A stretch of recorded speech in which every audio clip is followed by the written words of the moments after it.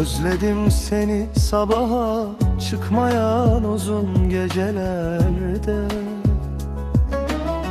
Bir çare gönlüm hasretinden ne prangalar eskitti. Yüreğim yanar ateş gibi közlerde. Sensiz geçen her an ömürden bir parça gitti. Ah seni en güzel ilhamsın sen kelimelerde ve hecelerde. Hatıralar bir bir gözlerimin önünden geçip gitti. Gönlümde fırtına, gözümde yaş, sensiz bu dünya boş bir rüya gibi bitti.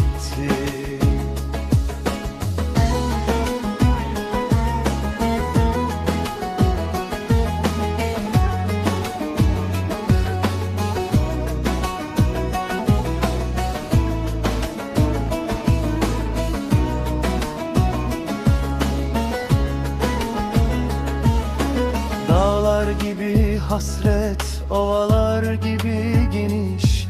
Gece gündüz arar seni bu deli gönül. Kelimeler dökülür dilimden, heceler karışır. Senin adınla başlar her yeni umut, her yeni gün.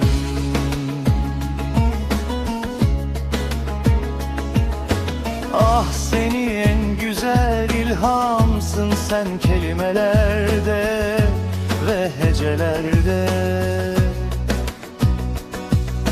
Hatıralar bir bir gözlerimin önünde geçip gitti.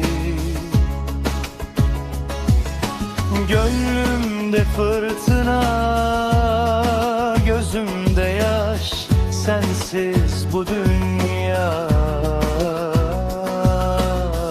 boş bir rüya gibi bitti. Yollar uzar gider, sensiz kalır bu yolcu. Prangalar vurulmuş ayaklarım adım atamaz.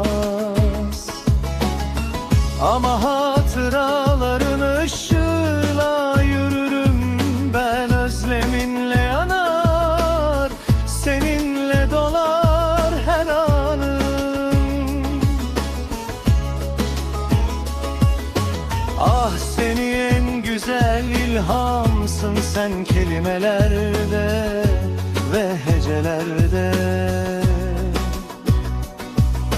Hatıralar bir bir gözlerimin önünden geçip gitti. Gönlümde fırtına, gözümde yaş, sensiz bu dünya